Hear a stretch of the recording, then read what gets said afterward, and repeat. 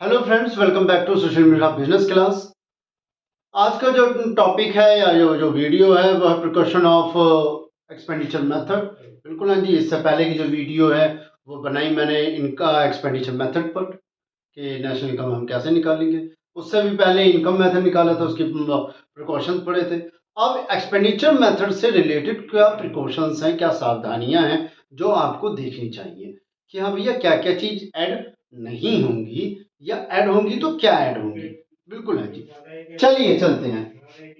क्या कहता है पहला पॉइंट, कहता है प्रिकॉशन ऑफ एक्सपेंडिचर मेथड में सबसे पहला कहता है कि भैया expenditure on intermediate goods will not be include in the national income. बिल्कुल है जी, जो भी हम इंटरमीडिएट गुड्स पर खर्चा बिल्कुल है जी एक्सपेंडिचर कर रहे हैं वो नेशनल इनकम में ऐड नहीं होगा। इंटरमीडिएट गुड्स की कोई भी वैल्यू नेशनल इनकम में ऐड नहीं की जाएगी। अगर वो कर दी जाती है तो समझ लीजिए डबल काउंटिंग हो जाती थी, इसलिए उसको ऐड नहीं किया जाएगा। समझा देते हैं कैसे।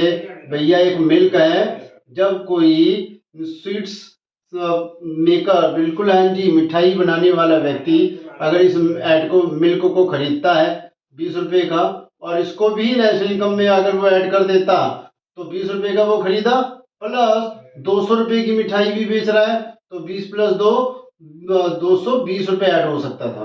तो इस चीज को नहीं ऐड किया जाएगा। इंटरमीडिएट गुड्स को याद रखिए, सिर्फ और सिर्फ क्या ऐड होगा, सिर्फ और सिर्फ 200 रुपीज फाइनल ऐड होना है। ठीक है, यही चीज यहाँ पर है। बिल्कुल हाँ जी। दूसरा क्या कहता है, transfer payment are not included. बिल्कुल हाँ जी, ट्रांसफर पेमेंट को इंक्लूड नहीं किया जा सकता इसमें। बिल्कुल हाँ, जितनी भी ट्रांसफर पेमेंट होंगी चाहे वो पेंशन हो सब्सिडी हो, बिल्कुल हाँ जी, इसकी जितनी भी पेमेंट की जाएगी उसको किसी भी तरीके से नेशनल इनकम के एक्सपेंडिचर मेथड में इंक्लूड नहीं किया जाएगा।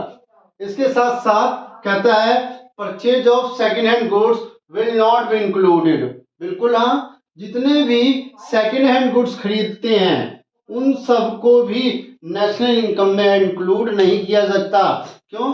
कारण ये है कि इसकी पहले ही बिल्कुल है जी, जब ये फर्स्ट हैंड होता है, फर्स्ट हैंड कहने का मतलब है जब हम फर्स्ट बार में ही इसके ऊपर परचेज करते हैं तो उसी समय में इसकी जो परचेज की वैल्यू है वो नेशनल इनकम में इंक्लूड हो जाती है। लेकिन हाँ एक बात और है, क्या इससे रिलेटेड जितने भी ब्रोकरेज या कमीशंस होते हैं बिल्कुल हाँ वो बिल्कुल हाँ जी, जितने भी कमीशन होती हैं वो ही इंक्लूड होती हैं नेशनल इनकम में। याद रखिए इंक्लूडेड होती हैं, उसको आप नहीं हटा सकते। बिल्कुल हाँ जी, वो इंक्लूड होगा। लेकिन सेकेंड हैंड गुड्स अगर आप परचेज कर रहे हो तो ये नेशनल इनकम में नहीं होगा किसी भी तरीके से, याद रखिएगा।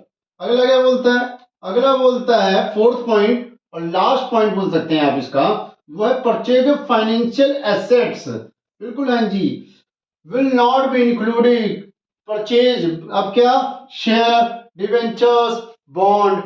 बिल्कुल हाँ, शेयर, डिवेंचर, बॉन्ड्स, इनको जब आप परचेज करते हैं तो ये भी बिल्कुल है जी नॉट इंक्लूडेड किसी भी तरीके से नेशनल इनकम के एक्सपेंडिचर मेथड में नहीं इंक्लूड होगा, याद रख लीजिएगा। लेकिन हाँ अगर इसको खरीदते समय में जो कोई भी आप कमीशन या ब्रोकरेज दे रहे हैं, कोई भी एनी कमीशन और ब्रोकरेज दे रहे हैं तो वो सबका सब नेशनल इनकम में ऐड होगा। क्यों? क्योंकि ब्रोकरेज और कमीशन जो दिया जा रहा है वो क्या है, वो भैया रेंडर इनकम है। बिल्कुल है जी, रेंडरिंग कर रहे हैं, किसी न किसी तरीके से सर्विस देकर रेंडर कर रहे हैं, बिल्कुल सर्विसिंग प्रोवाइड कर रहे हैं तब उस पैसे को कमा रहे हैं, ट्रांसफर नहीं है। बिल्कुल है जी, क्या है, फैक्टर इनकम है, सर्विस देने के बाद में कमा रहा है, वो चीज ऐड होगा। लेकिन किसके लिए दे रहा है वो नहीं ऐड होगा। किसके लिए? फाइनेंशियल एसेट्स के लिए ये नहीं होगा। तो ये जो थे ये एक्सपेंडिचर मेथड के प्रिकॉशंस थे, सावधानियां हैं जो कि आपको जब भी क्वेश्चन आएगा उस क्वेश्चन को करते हुए सावधानियां देखनी है। एक बार फिर कहना चाहूंगा कि इनकम मेथड और एक्सपेंडिचर मेथड, ये दो मेथड आपके ऐसे हैं जो एग्जाम में सबसे ज्यादा पूछे जाते हैं। बच्चों को इनकम मेथड इजी लगता है, एक्सपेंडिचर थोड़ा सा डिफिकल्ट या थोड़ा सा टफ है। कारण ये है कि एक्सपेंडिचर मेथड में फॉर्मूलाज बहुत ज़्यादा हैं, बहुत ज़्यादा सब पॉइंट है, जिसके कारण उसे उन्हें दिक्कत होती है। इनकम मेथड बहुत इजी है, बिल्कुल हाँ, आसान है। तो 3 फॉर्मूले हैं, याद करें, पट्ट से अप्लाई करा, फट से आंसर आ गया। लेकिन एक्सपेंडिचर मेथड में ऐसा नहीं होता है। लेकिन पूछे दोनों भी जा सकते हैं और एक भी पूछा जा सकता है। अब सोचने वाली बात क्या है कि दोनों कैसे पूछे जाएंगे। 6 नंबर का क्वेश्चन आता है, सबको पता है, न्यूमेरिकल। इसमें क्या पता एग्जामिनर आपसे 3-3 नंबर के दो एक ही में पूछ ले, और क्या पता एक बड़ा क्वेश्चन देकर एक्सपेंडिचर मेथड से ही पूछ ले कि कैलकुलेट ऑफ नेशनल इनकम। बिल्कुल हाँ, ये भी हो सकता है। तो आपको ये दोनों के दोनों, बिल्कुल हाँ जी, दोबारा बता रहा हूं, ये दोनों के दोनों मेथड जरूर देखने हैं। ये दोनों मेथड अगर आपने ढंग से देख लिए कि क्या इंक्लूड हो रहा है और क्या इंक्लूड नहीं हो रहा है, फॉर्मूलाज क्या है, इसकी प्रैक्टिस कर ली, तो आपके कम से कम 12 नंबर पक्के हो जाते हैं।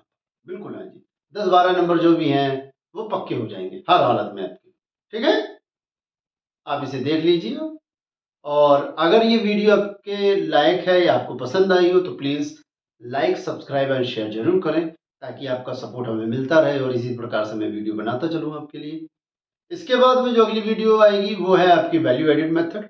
वैल्यू एडिड मेथड के बाद मैं आपको कुछ क्वेश्चन दे दूंगा मैं करने के लिए, ताकि पूरी तरह से कंप्लीट हो सके chapter. Thank you very much.